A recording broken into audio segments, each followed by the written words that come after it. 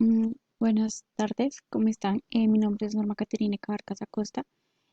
Esta presentación hace referencia a la actividad número 2, titulada Amenazas naturales y antrópicas. Ahora vamos a entrar a definir lo que es el riesgo, la vulnerabilidad y la amenaza. El riesgo, según un autor de apellido Cardona, se define como el grado de pérdidas esperadas debido a la ocurrencia de un suceso de partículas en función de una amenaza y una vulnerabilidad. La vulnerabilidad se define como el grado de pérdida de un elemento o un grupo de elementos bajo un riesgo resultado de la probable existencia de un suceso desastroso. Se expresa en escala de 0 a 1, 0 correspondiente a la inexistencia de daño y 1 a la pérdida total. La amenaza se define como la probabilidad de ocurrencia de un suceso potencialmente desastroso mediante cierto periodo de tiempo en un sitio dado. La amenaza se divide en unas categorías que son las siguientes: la biológica, la geológica, la hidrometeorológica, la natural y la sociocultural. Con respecto a la amenaza biológica, esta hace referencia a las amenazas que puedan surgir por contaminación de contagios o enfermedades, plagas o infecciones. La geológica hace referencia a la presencia de terremotos o actividades y emisiones volcánicas, movimiento de masas, derrumbes y escombros. Con respecto a la amenaza hidrometeorológica, hace referencia a la presencia de ciclones, huracanes, tempestades, tornados, avalanchas, sequías, olas de calor y olas de frío.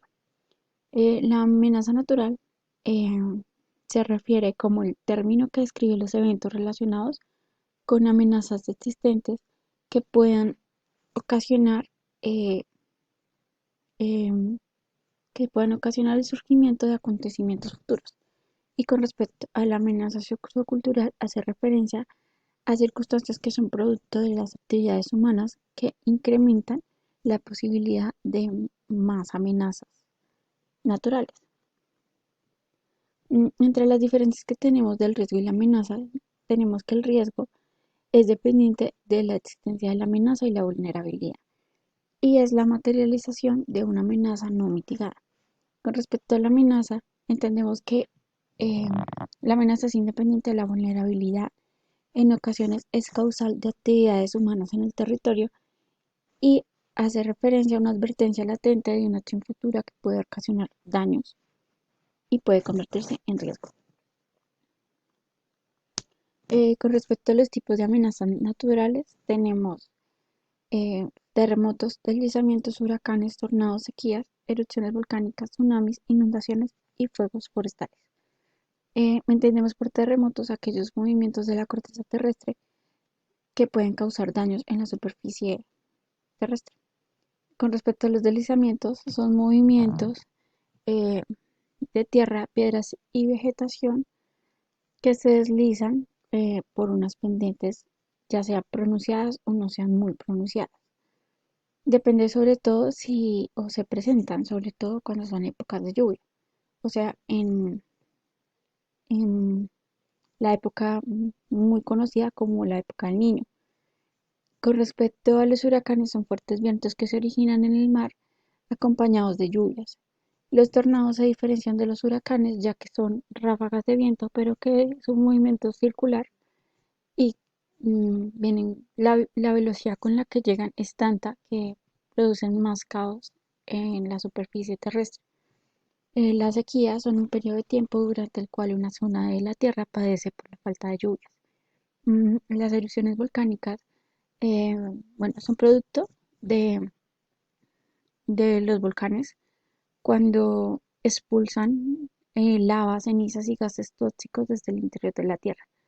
Em, un producto de estas erupciones volcánicas es que por lo general a los 7, 8 o 10 meses, eh, donde fue el recorrido inicial de la lava con todos sus sedimentos, estas tierras se vuelven muy fértiles por la cantidad de nutrientes que adquiere el suelo.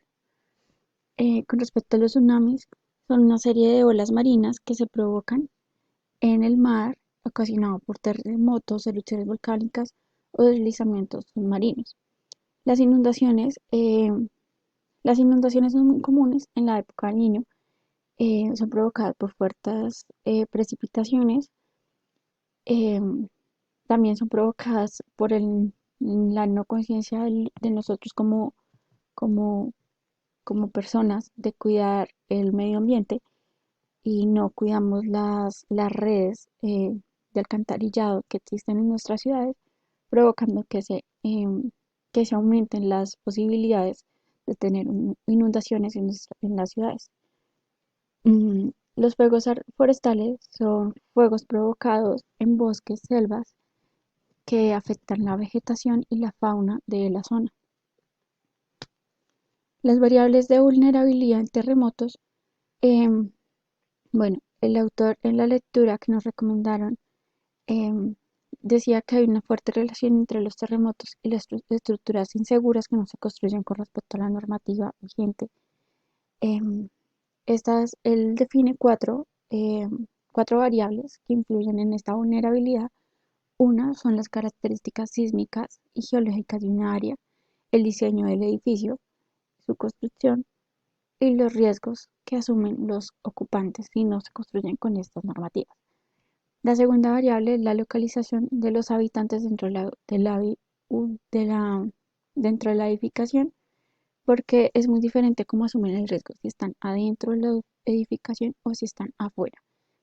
También en el día, en la hora del día, porque él explicaba que es diferente si la persona el evento ocurre en el día porque hay posibilidad de que las personas evacúen el edificio, a diferencia de que si el evento ocurre de noche porque la mayoría estaría durmiendo, provocando pues que se aumenten las pérdidas de las personas, tanto materiales como humanas. La tercera variable es la edad y el y el sexo de los habitantes, los muertos y los damnificados. Bueno, esto hace referencia a que no es lo mismo la evacuación de una persona mayor de edad, eh, como un anciano de 60 años, 80 años, a un niño de 10 años. Es diferente. Y la cuarta variable son los tipos de elección, severidad, oportunidad de presentación para el tratamiento. Bueno, con respecto a las amenazas, desde, desde 70, 80, los años 70, 80, a causa de la presencia de terremotos que se vinieron presentando sobre todo en América Latina, se generaron diferentes organizaciones que buscan la prevención y concientización de los riesgos en los territorios, por lo que se generan mapas de riesgos y amenazas. Los mapas de riesgos nos ayudan a entender las amenazas y peligros que existen en las comunidades para prevenir y reducir los posibles efectos cuando ocurra un acontecimiento. También nos revelan la ubicación y posible seriedad de los terremotos, deslizamientos e inundaciones que puedan suceder.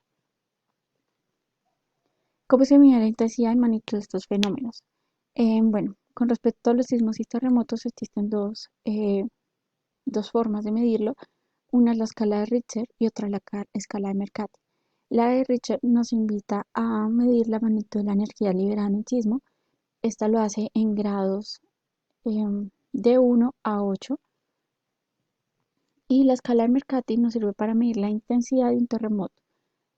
Estas se miden más que todo en los daños causados por el sismo, va de 1 a 8, desde imperceptible a catastrófico.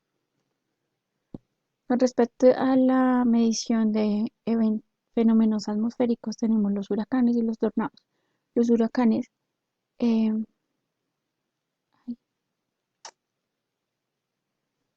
qué pena con ustedes, se me pasó el nombre de,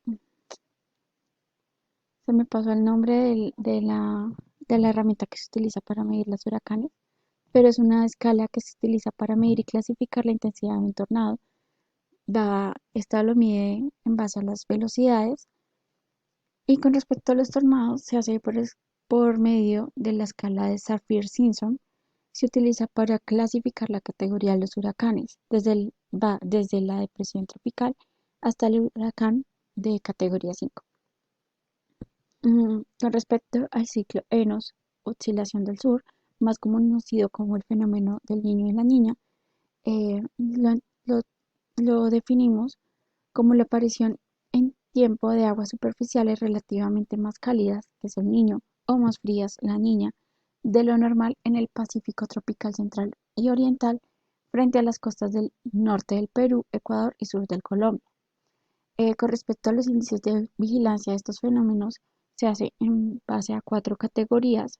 Una es la región occidental, que corresponde a la región 4, la región central correspondiente a la región del Niño 3, región centro-occidental, región Niño 3-4 y la región oriental correspondiente a la región del Niño 1 y 2. Estos índices son más utilizados en la vigilancia en Colombia. En Colombia los índices más utilizados en la vigilancia de los, son de las regiones del Niño 3 y el Niño 3-4, ya que reflejan mayores contrastes de la termodinámica oceánica. Eh, Aquí en Colombia, el Centro Colombiano de Meteorología e Hidrología, IDEAN, eh, ha realizado una serie de estudios desde 1950 donde analiza el comportamiento de las precipitaciones y las temperaturas en el país. Ellos como resultado evidencian que los fenómenos del niño y la niña afectan de manera importante los regímenes de temperatura y precipitación en Colombia y comprobaron que el fenómeno del niño es una tendencia hacia el aumento de los volúmenes de precipitación, sobre todo en la región andina, Caribe y la parte del norte de la región pacífica. Y con respecto al incremento de la temperatura, hace referencia al fenómeno del niño, eh, que se presencia sobre todo en el área pacífica y los valles interandinos durante los eventos cálidos. Eh, Entre los registros que tiene el IDEAN para hacer todos estos análisis, porque si uno analiza en la página de ellos, puede encontrar varios mapas que nos ayudan a entender mejor estos fenómenos. Eh, bueno, esta información está disponible desde 1970 hasta el 2005. ¿Cuál es el origen de las amenazas involucradas en las inundaciones del 2004? Bueno, con respecto a uno de los eventos que aconteció en el lugar donde yo vivo, que es en Fusagasugá, en el 2014 fue una inundación, una de las más grandes que ha sucedido realmente. Una de las causas fue altas precipitaciones y mal manejo de aguas de escorrentía, ocasionando un aumento en el caudal de la quebrada. Estos materiales descendieron hacia el municipio en forma de un flujo hiperconcentrado, el cual no pudo ser canalizado dentro del Boscolver y propició una inundación que arrojó un gran volumen de agua y sedimentos al municipio. Em, ¿Cuáles fueron los factores que favorecen la condición de amenaza? Bueno, tenemos 5 factores que amenazaron. Uno de ellos fue, bueno, la amenaza que se presenta por el riesgo alto que ya estaba evidenciado y lo conocía el municipio. Dos, la construcción de infraestructuras cerca a la ronda hídrica.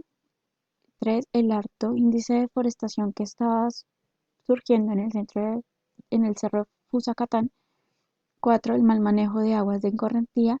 Y cinco, la ganadería extensiva del centro de Fusacatán.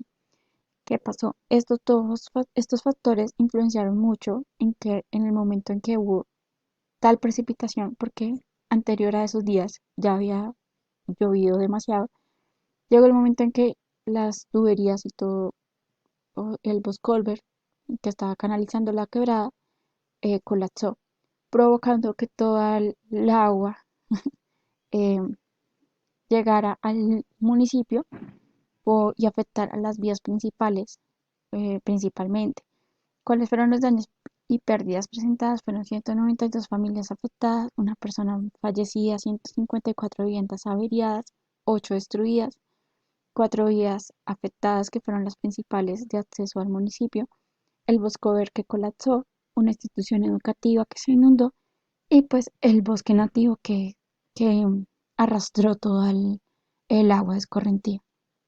¿Cuáles fueron las ayudas que se recibieron por parte de las autoridades? Bueno, tenemos que la